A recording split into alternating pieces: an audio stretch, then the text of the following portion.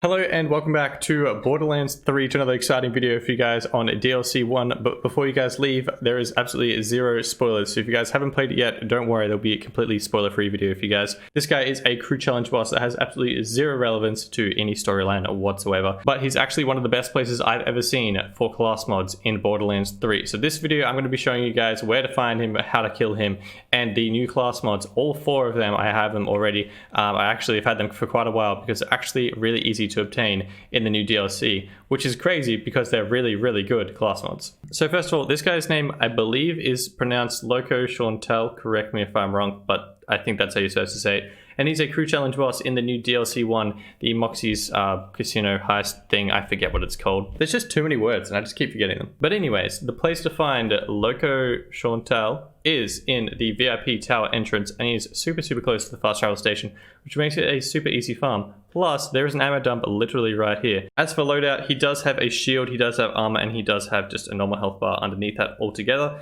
So of course you can use an electric weapon, a corrosive weapon, and then just a fire weapon, I guess. I personally just use my bang stick and just completely shredded him. If anyone that's watched my videos before doesn't have a bang stick, there is a video on that as well. You guys need to get a bang stick. I'll show you guys why in a second when I show you the clip of me killing this guy. It destroys literally every boss in this game. So I'll link that at the end of the video on the end card thing, so you guys can check that out. Essentially any of the new weapons though, if you have them from DLC 1, are strong enough to destroy this guy. For example, the cannon, you could probably one-shot him with a particular build. It's super fast farm. He doesn't really have that much health. You probably get it done really quick. Now, I just have a few runs showing on screen of me absolutely destroying this guy. He does have a few attacks that actually do some decent damage, but honestly, if you just jump around, you pretty much dodge all of them. He mostly just has mines that explode if you're not paying attention. Other than that, he's a pretty easy boss to destroy. But now, as for his loot, I did actually kill him 50 times on True Vault Hunter mode Mayhem 4. I thought I'd make it part of my series that I'm killing all the main bosses 50 times on True Vault Hunter mode Mayhem 4 to test their drop rates for the world drop system, find if they have any dedicated drops or anything like that. I haven't tested many of them in the DLC 1 yet because I'm trying to avoid spoiling too much for you guys, but I did kill one of the bosses yesterday for yesterday's video 50 times, and he's an absolute machine. If you guys haven't seen that video, I'll link it at the end of this video as well. It is absolutely amazing, and you guys definitely need to be farming him. But this guy drops an absolutely crazy amount of class mods. I'm pretty sure he actually dropped me 4 in one shot once. It was absolutely ridiculous.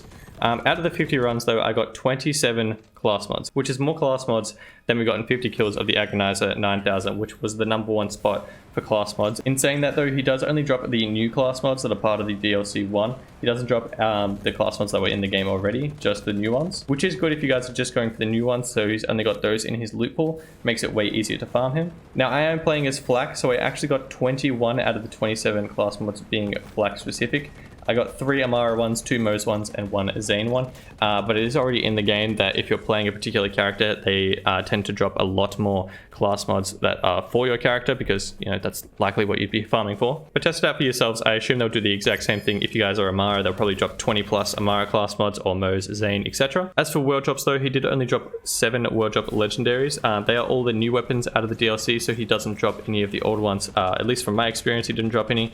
So I'd assume that's why he doesn't drop anywhere near as many. But again, if you guys are going for just the new weapons, it's a pretty easy source to farm again. As for the new class mods though, if you guys haven't seen them, this is the new Stackbot Flak mod. It comes with the teething prefix for this one. There's a whole bunch of different prefixes though. The mod itself though, whenever Flak scores a critical hit, they gain increased weapon damage until they don't score a critical hit. And this effect stacks, which is an absolutely amazing class mod for Flak, especially if you're in fadeaway and you have a high fire rate weapon. Just absolutely shreds and you get more and more damage as time goes on. I'm still going for a gold roll for the added bonuses, but so far this is the best one I have, with a 25% increase in weapon damage, 10% increase in dull weapon damage, because there's actually quite a few new weapons in the DLC that are dull, which is pretty crazy because there's not really that many in the game. 31% increase in assault rifle damage as well. Works really well for my build. As for Amara though, this is the Golden Rule Amara class mod. It comes with the aware prefix. There's a whole bunch of different prefixes. The class mod itself is whenever an enemy damages Amara, she gains increased action skill cooldown rate for a few seconds, and this effect stacks just like the other one, which is really good. Out of the rolls I have so far, this is the best one. 18% increase in weapon critical damage, 31% increase in action skill cooldown rate, which is pretty good considering the class mod itself is all about action weapon skill cooldown rate, plus an extra 31% increase in pistol damage, which would work really well with my build. I don't actually have an Amara character yet, but I feel like those stats would work really, really well. As for Moses' new class mod, the Green Monster comes with a bunch of different prefixes. The Blistering Green Monster is the one I have on screen. After firing her weapon for a few seconds, Moses' weapons gain bonus corrosive damage. The longer she continually fires her weapon, the greater the bonus. The role that I have is one I really want for my Flak class mod, which is super annoying that I got it on Mose one because I don't have a level 50 Mose yet. But it is 25% increase in weapon damage, 45% increase in Jacob's weapon critical damage, plus another 10% Jacob's weapon damage, which would just work so well with my Flak build. But alas, it's on a Mose mod. And finally, here's Zane's new class mod, the Seen Dead. Comes with a bunch of different prefixes. Mine is the Dastardly Cheap Shot Seen Dead.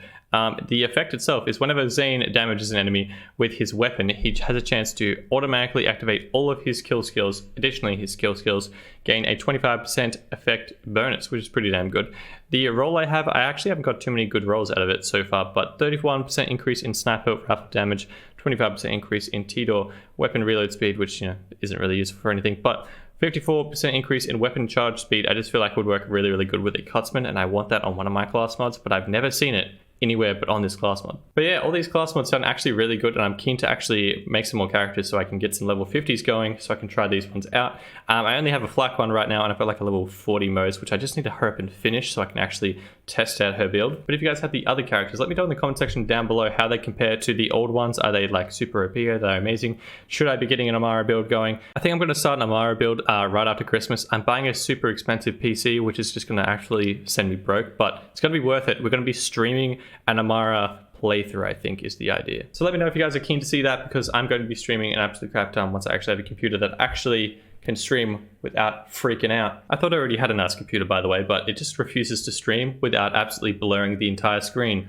And no one wants to watch that. But yeah, that is the 50 kills run on Loco Chantel, or whatever his name is. He's an interesting character in the crew challenge system of the DLC 1 in Borderlands 3. Hope you guys enjoyed this video at all. Feel free to smash subscribe down below if you did. And if you guys want to smash like and share the video, I'd really appreciate it. It will help the channel grow even more, which would be fantastic. And if you guys have any suggestions for bosses you want me to farm next, feel free to leave in the comment section down below. Tomorrow's video will be the main end boss, which I'm already halfway through doing, and I'm keen to bring it to you guys because he's absolutely mental. But yeah, other than that, hope you guys have a fantastic day. I shall see you guys tomorrow for tomorrow's video. Till then, adios.